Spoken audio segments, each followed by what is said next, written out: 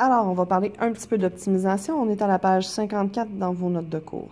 Donc, l'optimisation, essentiellement, c'est de partir avec des contraintes qui sont des balises ou des limites d'un problème qu'on va transposer en une équation. Par exemple, si on nous dit que la somme des pommes et des bananes ne dépasse pas 100, bien, quand je fais la somme, donc quand je les additionne, si ça ne dépasse pas, ça devra donc être plus petit ou égal à 100. Je vous rappelle qu'il y a des contraintes de non-négativité, donc quand j'ai des variables qui sont uniquement positives, y plus grand ou égal à 0, x plus grand ou égal à 0, super important de bien les écrire. Ici, vous avez un petit tableau qui peut vous aider au niveau des mots qu'on peut trouver dans les problèmes d'optimisation. C'est important de pouvoir mathématiser les contraintes. Je vous ai fait ici quelques exemples, donc je vous laisse les regarder. Je vous invite à faire pause sur la vidéo pour les voir si jamais il y a des questionnements. À la page suivante, donc, système d'inéquation. Un système d'équation, on cherche une solution qui habituellement va être unique, qui est un point d'intersection. Dans un système d'inéquation, ce qu'on cherche, c'est plutôt un demi-plan ou une région du plan à pouvoir optimiser. Cette région qu'on va assurer habituellement se nomme un polygone de contrainte. Comment est-ce qu'on le trouve? On trace la droite qui correspond à une équation. Ensuite, on se demande est-ce qu'elle est pointillée ou est-ce qu'elle est pleine. Ensuite, on fait un point test pour savoir si on assure vers le haut ou vers le bas. Nous ferons un exemple un petit peu plus loin. Dernière partie de la matière, donc à la page 56. Mathématiser la fonction à optimiser. Donc, qu'est-ce que c'est? Bien, c'est de trouver l'équation qui va nous permettre de calculer les valeurs des sommets qu'on a trouvés dans notre polygone de contrainte au préalable. Moi, j'appelle cette fonction-là la fonction Z.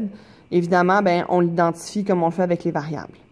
Donc, si on a un exemple, pour le bal définissant, Pépito doit vendre des oranges et des noix au kilogramme. Chaque kilogramme d'oranges lui rapporte un profit de 2 $, alors qu'il est de 3 $ pour les noix.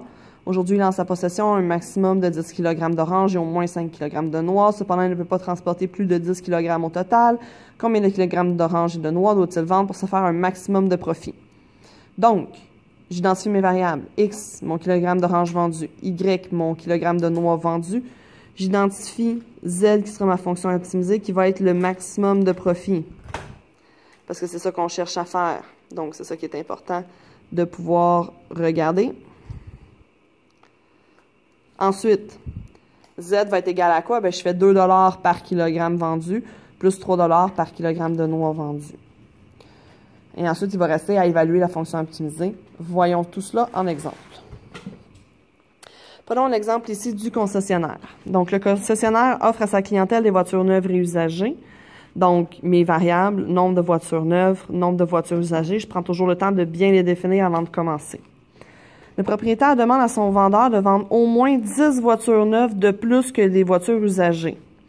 Donc, les voitures neuves doivent être 10 de plus que les voitures usagées et au moins, donc, elles doivent être plus grandes ou égales. Ensuite, on nous dit pour rester en compétition, le vendeur doit vendre au moins 35 voitures par mois. Donc, il faut que la somme des voitures qu'il vend soit plus grande ou égale à 35. On peut, évidemment, avec les équations qu'on fait, venir isoler les Y tout de suite ou on peut le faire par la suite. Pour des raisons d'espace, le nombre de voitures ne peut pas dépasser 65. Donc, le nombre de voitures doit être plus petit ou égal à 65. On nous dit ensuite, le vendeur reçoit 400 $ par voiture neuve vendue et 200 $ par voiture usagée. Ça n'a pas nécessairement rapport au nombre de voitures. Donc, souvent, quand on voit cela ou souvent ça va être de l'argent, bien, ça vient faire ce qu'on appelle la fonction optimisée. 400 par voiture neuve, 200 par voiture usagée. Et finalement, ici, bien, on a la question qui est combien de voitures de chaque sorte doit-il vendre pour maximiser son revenu. Donc, je pourrais aussi venir ici définir ma fonction Z qui est de maximiser le revenu.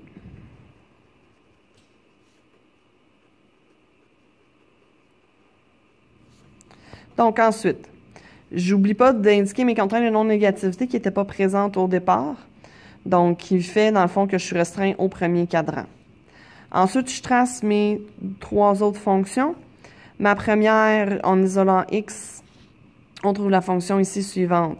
Pour savoir de quelle section du plan j'assure ou par où je mets mes flèches, je peux faire un point test. Donc, par exemple, prendre le point 80, 0 et me demander est-ce qu'il fait partie de ma solution.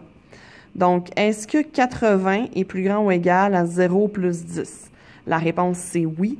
Donc, mon point test est valide. Je dois donc assurer dans le sens de mon point test.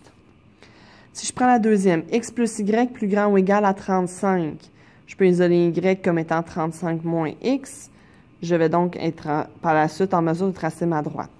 Si je prends un point test ici qui est 0, 0, donc est-ce que 0 plus 0, c'est plus grand ou égal à 35? La réponse, c'est non. Donc, mon point test ici ne ferait pas partie de ma solution. Je dois donc assurer de l'autre sens de mon point test.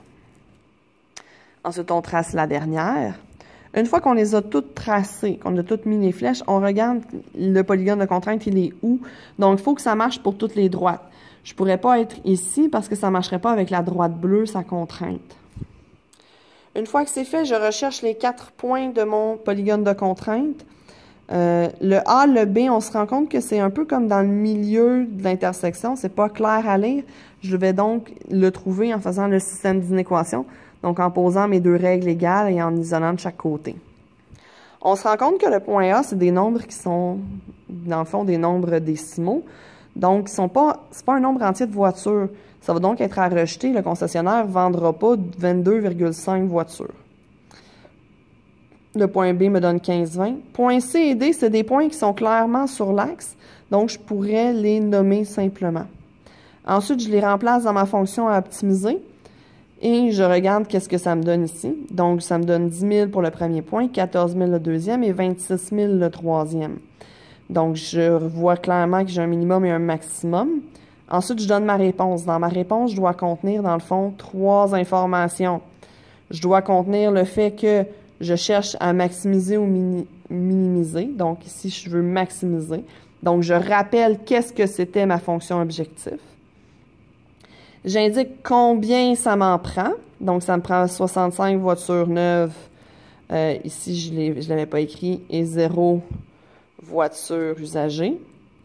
Donc, c'est important de l'écrire, dans le fond, le couple solution en contexte. Puis, une fois qu'on a écrit le couple solution en contexte, aussi écrire quel est le résultat de la fonction à optimiser. Donc, il doit vendre 65 voitures neuves et 0 voitures usagées pour maximiser son revenu à 26 000 $. C'est ce qui fait un peu le tour de la fonction optimisation. Je veux juste vous mentionner que la fonction optimiser peut aussi créer ce qu'on appelle la droite baladeuse, donc une droite qui va se promener dans le graphique. On peut évidemment l'utiliser pour résoudre. Si jamais vous avez des questions là-dessus, n'hésitez pas à me contacter. Je vais essayer de vous répondre pas trop tard ce soir. Je vous souhaite une bonne étude. Bonne soirée.